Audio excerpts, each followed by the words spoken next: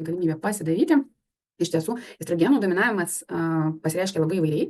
Gali pasireikšti tik tais PMS simptomais, pilvo pūtimais prieš mėnesinės ar krūtų pritvinkimų, galima jausti nuotaikų kaitą, galima taip pat jausti kitus fizinius požymius, patinimus prieš mėnesinės ir galim priskirti prie PMS simptomų.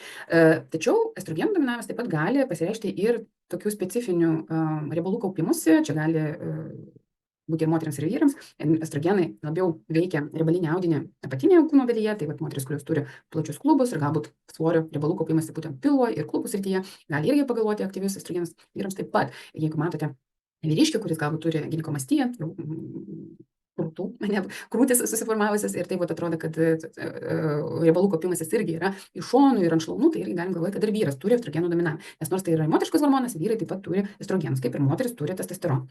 Estrogenų dominavimui labiau būdingas trumpesnis ciklas, nors gali būti normalus ir dažnai gausios menstruacijos, nes estrogenai skatina būtent menstruacijų gausumą. Dėl to, kad estrogenai atsakingi už audinių augimą, už proliferaciją, tai galima matyti įvairius darinius. Mūsų gimdoje gali formuotis miomos, adenomiozė, endometriozė, nors iš tiesų adenomiozė turi ir kitų priežasčių, bet estrogenų dominavimas yra vienas iš faktorių. Taip pat gali moteris stebėti įvairių fibrocistinių pokyčių krūtyse, fibroadenomos, cistos, tai irgi gali būti susijęs su prastų estrogenų detoksikavimu. Vyrams estrogenų dominavimas be to, kad gali išoriškai pasireikšti tokių riebalų kaupimusi pagal moteriško tipą, gali pasireikšti prostatos adenoma ir net vėžys ir ginekomastija. Taip pat yra rizikos veiksniai, kurie gali būti susijęs su estrogenų dominavimu, tai yra vidurių užkietėjimas. Jeigu jūs kenčiate nuo vidurių užkietėjimo, tai rizika turėti estrogenų dominavimą yra labai aukšta. Jeigu turite tulžies pūslės problemų, tai iš vienos pusės galim galvoti apie tai, kad tulžis yra reikalinga kaip detoksikacijos priemonė, su tulžimi estrogenai pasišalina iš mūsų organizmo. Iš kitos pusės, jeigu yra tulžies sąstingis, sąstovis, sladžios, akmenys, tai taip irgi mums sako, kad yra aktyvus estrogenai. Būtent todėl nėštumas, pakaitinės hormonų terapijos vartojimas ar kontraceptinių oralinių kontraceptyvų vartojimas taip pat didina tulžies akmenligės susiformavimo riziką. Žilberio sindromas taip pat yra tokia įgimta genetinė būklė, genetinis toks polimorfizmas, kurio metu vienas iš fermentų, kuris kaip tik atsakingas už estrogenų detoksikaciją ir kitų vaistų ir toksinų yra lėtesnis, dėl to gali taip pat prastai detoksikuotis estrogenai. Taip pat, jeigu jūsų aplinkoje, maiste, jūsų kosmetikos priemonėse, kurias jūs naudojate, yra labai daug toksinų, plastiko, ftalato, apie jau šiandien reikia kalbėti, taip pat tai didina bendrai toksinę apkrovą, apkrauna ir kepenis, kurios atsakingos už estrogenų detoksikavimą, o taip pat kai kurie toksinai veikia kaip ksenoestrogenai. Tai va dėl ko mes dabar turim tokią didelę problemą su estrogenų dominavimu, būtent dėl to, kad estrogenų kiekis didėja, detoksikacija prastėja ir paskui mes gaunam išeigoje visas tas ligas ir patologijas, apie kurias šiandien kalbės. Ir žinoma, jeigu vartojama daug alkoholio, tai vėlgi iš tos pusės, kad apkrauname kepenis, taip pat irgi suprastėja estrogenų detoksikacija. Ir va čia turim Ritos klausimą, kokia yra normali ciklo trukmė. Iš tiesų, normali gali būti labai individualu, tai nereiškia, kad tik 28 dienas yra norma. Man atrodo, bet turėčiau patikslinti, nuo 25 iki 33 dienų gali būti norma. Bet reikėtų visada galvoti, kas jums yra norma. Jeigu jūs visą gyvenimą mėnesinės turėjo 28 dienas, tai patrumpėjimas iki 26-25 jau gali jums kelti klausimą, kas vyksta su mano ciklu. Tas pats yra, Monika, aš ir galvoju, vis man tai nepažįstamas veidas buvo. Ir iš kitos pusės, jeigu visada turėjote ne 26 dienas, o pradėjo ilgėti ciklas ten iki 30-32 dienų, tai irgi reikėtų galvoti, kad reikėtų apsilankyti pas ginekologę, pasižiūrėti, ar nėra kažkokių galbūt organinių priežasčių, ar ten cistų, ar dar kažko, tai dėl ko tai gali vykti. Plius, minus, aišku, stresas gali, mityba gali turėti įtakos mūsų ciklui, nes tikrai mūsų moteriški hormonai yra labai jautrus šitiems dalykams, labai staigus angliavandenių sumažinimas, dietų laikymasis tikrai gali įtakoti ciklą. Todėl aš labai atsargiai visiems rekomenduoju rinktis ten tokias griežtesnės dietas, ten mažai kalorijų turinčias dietas ar keto dietas, nes tikrai gali įtakoti. Bet šiandieną mes kalbam apie estrogenų dominavimą ir kasgi tai yra, nes labai dažnai mes apie tai kalbam, tai tiesiog, kad mūsų tos sąvokos būtų visiems suprantamas, tai yra tokia klinikinė būklė, tai nėra diagnozė, tai yra būklė, kai estrogenai vyrauja prieš progesteroną. Progesteronas tai yra, irgi kalbėsime apie šiandieną, mūsų antros ciklo fazės hormonas ir jie veikia balanse, arba taip pat mes galim kalbėti apie proliferacinių estrogenų formų vyravimą. Tai reiškia, kad estrogenai, kurie atliko savo darbą, tie aktyvūs estrogenai kraujyje, jie turi kepenų pagalba turi būti surišti ir pašalinti. Bet dėl kažkokių priežasčių, detoksikacinių sutrikimų, tų pačių vidurių užkietėjimų gali tai būti, kad tie estrogenų metabolitai, jos jau galim, kaip mes vadinam jos estrogenais, bet iš tiesų jie yra estrogenų apykaitos tie jau produktai, metabolitai. Ir yra geri apsaugantis, ir yra blogi kancerogeniniai. Būtent dėl to, kad vyrauja būtent tų blogųjų metabolitų proporcija, ne, kiekis, dėl to gali vystytis įvairūs dariniai, nes būtent šitie estrogenai skatina proliferaciją. Proliferacija tai reiškia augimą, ne, ląstelių augimą, audinių augimą, išvešėjimą.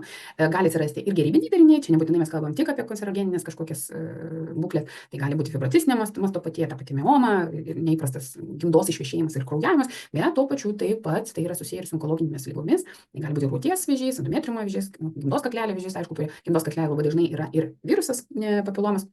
Tačiau estrogenų dominavimas visada pablogina situaciją, visada daug sparčiau vystosi ląstelių pokyčiai, jeigu yra estrogenų dominavimas.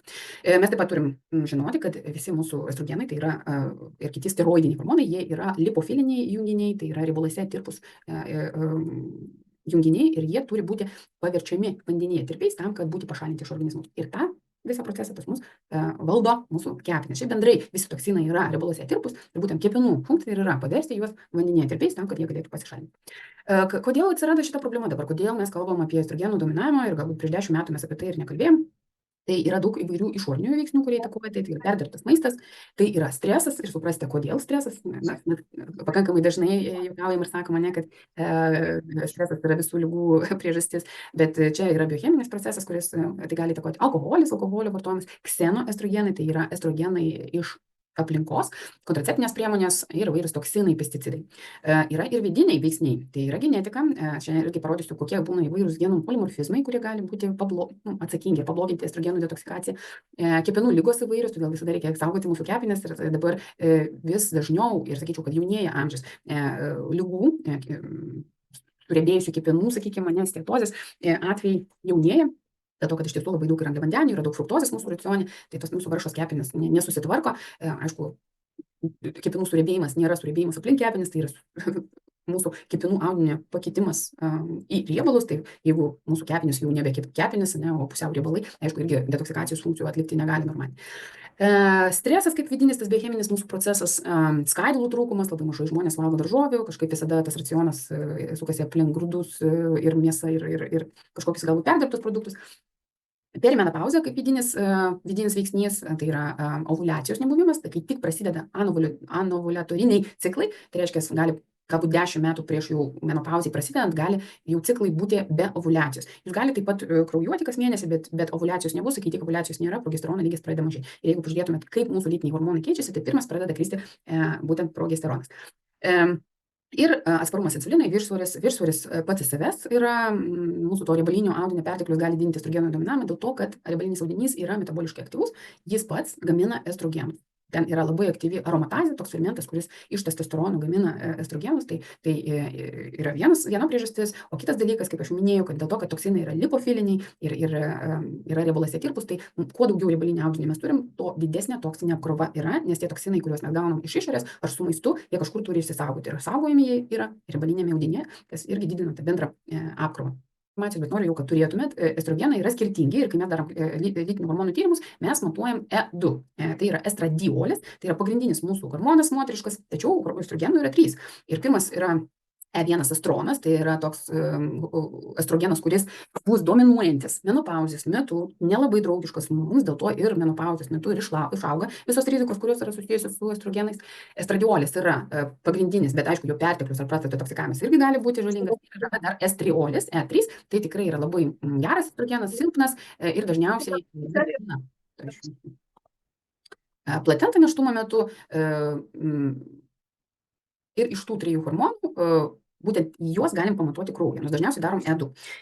Ir dėl ko, šiaip, jeigu galvoti, kaip mes galim matuoti hormonus, ne? Hormonus galim matuoti kraujyje, bet turim prisiminti, kad nei vienas hormonas kraujyje pats savo laisvai neatplaukia. Jam reikia ant kažko sėdėti. Dažniausiai jie būna surišti su baltymais. Tai kai mes matuojam hormonus kraujyje, mes tiksliai nežinom, kiek ten to hormono yra laisvo, kiek yra to prieinamo, turinčio tą aktyvų poveikį. Galim matuoti seilės. ląstelėse hormonai yra jau nesurišti su baltymais ir jau mes galim matyti tą laisvą formą, kiek iš tiesų to hormono yra ląstelėse ir kiek, ar jo tam pakanka ar ne. Ir galim daryti tyrimą šlapimo. Šlapimo tyrime mes galim jau pamatyti metabolitus, jų tos apykaitos produktus ir galim pamatyti, ką tie hormonai padarė. Tai skirtumas. Kraujyje mes niekada estrogenų dominavimo nepamatysim, nes ten yra hormonai, kurie iš dalies yra surišti su baltymais ir jie yra tie geri, galim sakyti, tie hormonai, kurie atlieka tam tikras funkcijas, lytinių hormonų. O jau šlapime mes galim matyti daugiau, ką jie ten padarė. Ir aišku, kiekvienas hormonas turi susijungti su savo receptoriumi. Receptorius yra kaip kištukas su rozete. Hormonas negali daryti savo poveikio, jeigu jisai nesusijungia su receptoriumi. Ir čia man patinka endovegenika tuom, kad jie labiau žiūri hormonų aktyvumus negu hormonų kiekius. Nes daug svarbiau, ar tas hormonas, galbūt jo mažai, bet yra receptorių daug. Tada tas hormonas gali tikrai daug padaryti poveikio. Arba jo gali būti daug, bet receptorių yra mažai ir nors tas hormonas yra jo daug, bet dėl to, kad nėra sąveikos su receptoriu, irgi poveikio padaryti negali. Tai kaip minėjau, receptoriai yra labai, labai svarbus. Estrogeno receptorius tai yra toks baltymas ant ląstelės membranos ir tada, kada tas hormonas susijungia, tada jis gali daryti tą poveikį. Ir kaip matote, čia yra tokias ląstelės, violetiniai tai yra receptoriai, ten, kur nėra receptorių, hormonas negali susijungti ir negali daryti savo poveikį. O ten, kur yra receptorius, jisai čia susijungia ir tada jau yra transliuojami baltymai ir taip tie estrogenai gali daryti poveikį.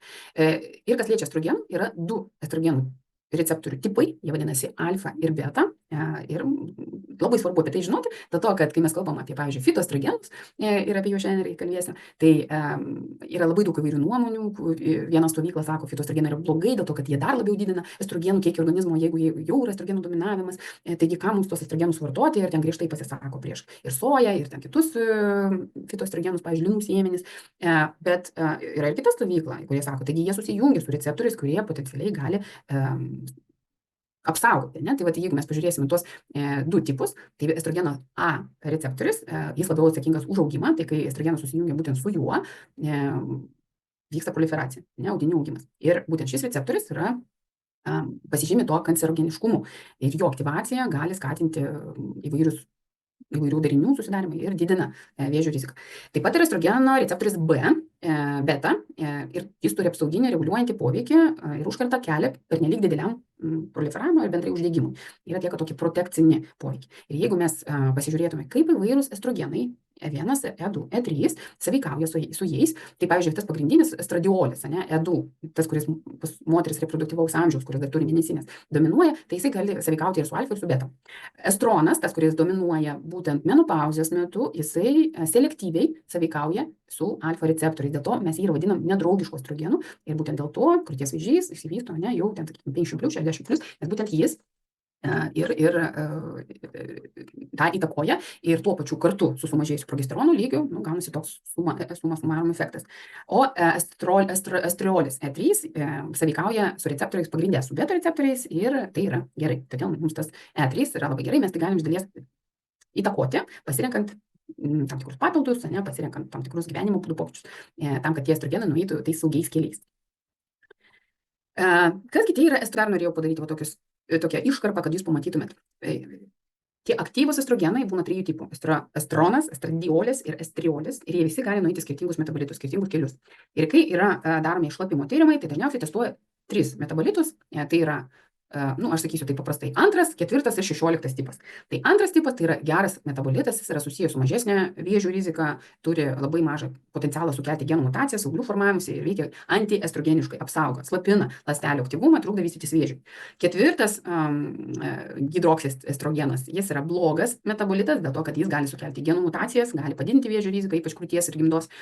Būtent dėl jo gali formuotis daug laisvųjų radikalų, kurie taip pat gali pažeisti DNR ir taip pat didina oksidacinį stresą organizme. Ir tas 16, jį laiko potencialiai pavojingų, dėl to, kad jo trūkumas yra blogai, gali prisidėti prie osteoporozės vystymos, dėl to, kad jis yra reikalingas, kai jis yra balansė, bet irgi, kai yra jo daug, to metabolito, tai irgi gali lemti įvairių auglių, navikų vystymas, įskaitant gimdos, kiaušidžių, net kasos, melanomos, įvairių kitų vėžių, nes estrogenai turi tą tokį poveikį ląstelėms, proliferacijai. Ir buvau minėjusi, kad visgi geriausia